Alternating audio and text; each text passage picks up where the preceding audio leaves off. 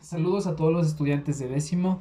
Con estas clases virtuales pretendemos continuar con las clases normalmente, así que por favor voy a necesitar de su colaboración y como materiales vamos a tener el libro, por favor, sí, para poder seguir con el material que contiene el libro. Nada más, vamos a hacer un recuento un poquito en esta oportunidad de lo que ya habíamos visto y ver los temas futuros próximos que vamos a seguir viendo con el libro, ¿sí? Entonces, por favor, saquemos nuestro libro en unidad 4 donde está el origen de la vida en la Tierra y la evolución, en el tema 3. El tema 3 habla sobre los principios de la biogeografía, ¿sí? Por favor, ubiquémonos aquí. Yo en esta oportunidad tengo el libro en forma digital, aquí, los principios de la biogeografía, ¿sí? Estos temas ya habíamos visto, como les menciono, vamos a tan solo recapitular. Sí, vamos a recordar un poquito para poder seguir avanzando. Entonces, bien, la biogeografía. ¿Qué nos hablaba acerca sobre la biogeografía? ¿Qué habíamos visto? Los aspectos importantes que tenemos que destacar aquí es que la biogeografía nos habla sobre la distribución de los seres humanos, la evolución de los seres vivos, la extinción y la dispersión. ¿Sí? Entonces, vamos hablando de la distribución de los seres vivos. Obviamente, ¿por qué es importante? Habíamos hablado que, ¿por qué es importante la evolución el estudio de la distribución de los seres vivos? Porque obviamente con esto podemos nosotros determinar cuánta cantidad de animales tenemos dependiendo su especie y así determinar si están en peligro de extinción. Por ejemplo, hablábamos de las jirafas blancas, totalmente blancas, en el África, que estas habían sido cazadas y que se suponía que todavía existía una, pero, pero no se sabe. Entonces, si se determina que ya no existe, que ya no asoma más esta jirafa blanca, lo vamos a dar por extinta. Entonces, la biogeografía nos da a conocer que todavía puede existir una, ¿sí? Pero si esa se extingue, pues la especie, o sea, si esa ya no se la encuentra, ya no se la vuelve a ver en un tiempo determinado, pues se la va a dar por extinta, ¿sí? Luego de eso también hablaba sobre la evolución, extinción y la dispersión. Obviamente, la evolución de las especies demora muchos miles y miles y miles de años que estas tienen que adaptarse. Por ejemplo, Charles Darwin, cuando estudió la teoría de la evolución, se fijaba en los picos de las aves. Entonces, él veía que iba evolucionando, por ejemplo, porque el pico era más cortito y con el tiempo de pronto el pico tuvo que hacerse más alargado para poder así alcanzar los alimentos o poder romper un árbol. Entonces, estos cambios que tienen las especies eh, se fija más en lo que es la evolución. A ver, también nos explica sobre la extinción, que puede ser por causa natural o, o puede ser por causa del humano. Por ejemplo, cuando se caza demasiado las especies, como hablábamos de las jirafas, pueden llegar a extinguirse. Sí, o puede también desaparecer temporalmente. Sí, puede que de pronto todavía exista una especie que se haya creído extinta, que ya no exista, pero puede que todavía exista por ahí en la naturaleza y luego reaparezca. Entonces sí puede ser una extinción temporal o total. Sí, y la dispersión, bueno, la dispersión nos habla acerca de cómo las especies, habíamos hablado, estas tienen la capacidad de poderse transportar de un lugar a otro y así poder llegar a otros continentes. ¿Sí? Entonces nos hablaba de la biogeografía histórica.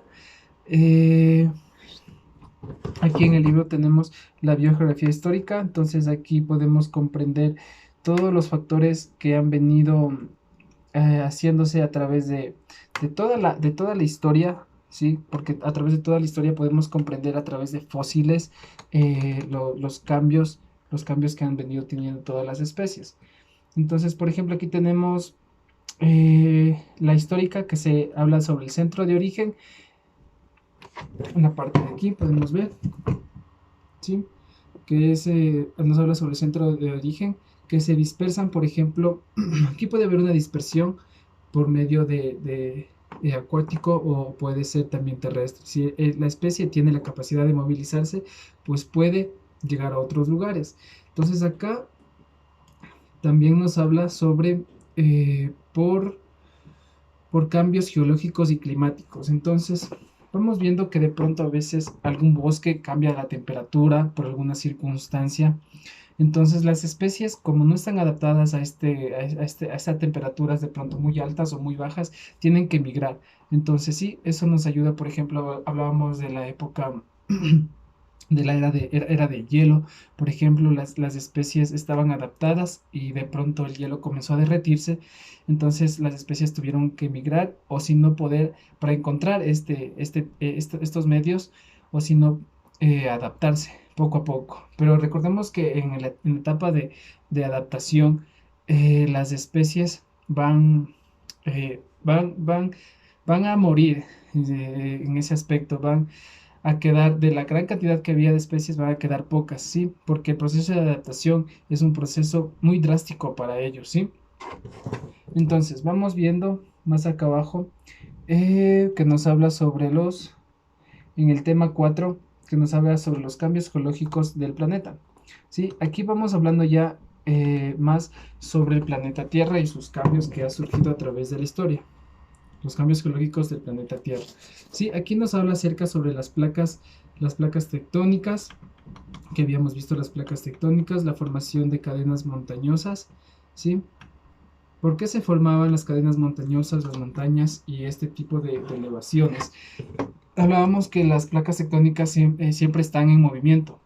Entonces, al chocar estas placas, entonces, por ejemplo, una placa y otra placa chocan y se elevan, ¿sí? Existen algunos tipos de choques, pero esta es la principal, ¿sí? Por las cuales existen las elevaciones o las montañas. Sí, entonces, por ejemplo, aquí en el libro nos menciona la placa de Nazca, que son las más conocidas, la placa sudamericana y la placa de Cocos, ¿sí? Siguiendo el libro, igual hablábamos sobre la formación de cadenas montañosas que habíamos visto, la expansión de los fondos oceánicos por el movimiento de las placas tectónicas, ¿sí? Entonces, hay una teoría que los científicos investigan que nos habla acerca de la expansión, que nos menciona que los océanos están en constante expansión por el movimiento de las placas, ¿sí? Aquí. Entonces, la teoría menciona que las placas, recordemos que en el fondo del océano también existen placas tectónicas. Entonces, estas también están en constante movimiento y al estas moverse hace que el océano siga siendo un poco más profundo. Hace que el océano sea más hondo o que se expanda, ¿sí? Obviamente no es una gran cantidad, son apenas milímetros que pueden convertirse en centímetros y esto a través de miles de millones de años se va a convertir en grandes cantidades. Y es por eso que no podemos ver a simple vista la cantidad que un océano se ha expandido, ¿sí? Entonces, bien, luego de esto tenemos el tema 5, más acá abajo, que nos habla de la distribución de los seres humanos. Perdón, la distribución de de los seres vivos.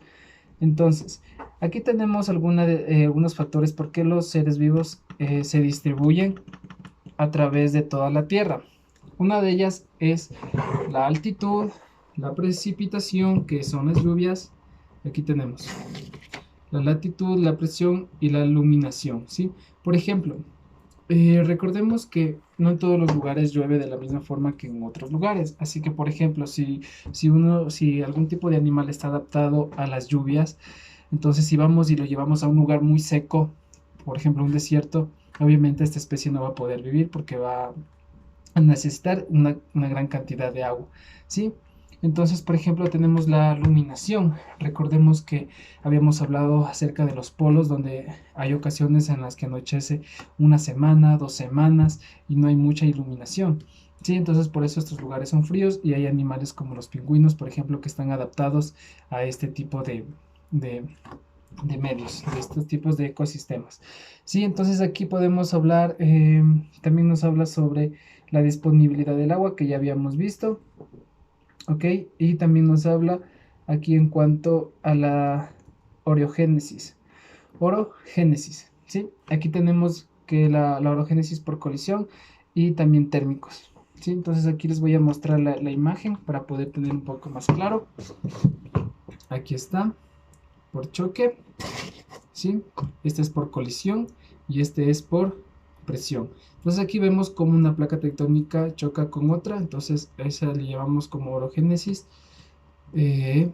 por colisión. Y la de acá es porque las placas tectónicas están juntas, entonces existe presión, ¿sí? Porque recordemos que están muy juntas, muy juntas. Entonces, al existir este tipo de presión, se puede producir, ¿sí? Una colisión entre las placas tectónicas, ¿sí? Entonces podemos ver en la imagen un poquito más claro. Hay este tipo de colisiones entre las placas tectónicas. Entonces, también tenemos aquí efectos en el efecto en el clima que habíamos visto. Esto depende de la altitud o del relieve o la distancia del mar. Recordemos que a cierta altitud puede llover una gran cantidad y a cierta también altitud más baja puede llover cantidades. Entonces hay científicos que estudian este tipo de fenómenos para poder saber dónde llueve más, dónde llueve menos. Entonces así las especies pueden adaptarse a este tipo de medios, ¿sí?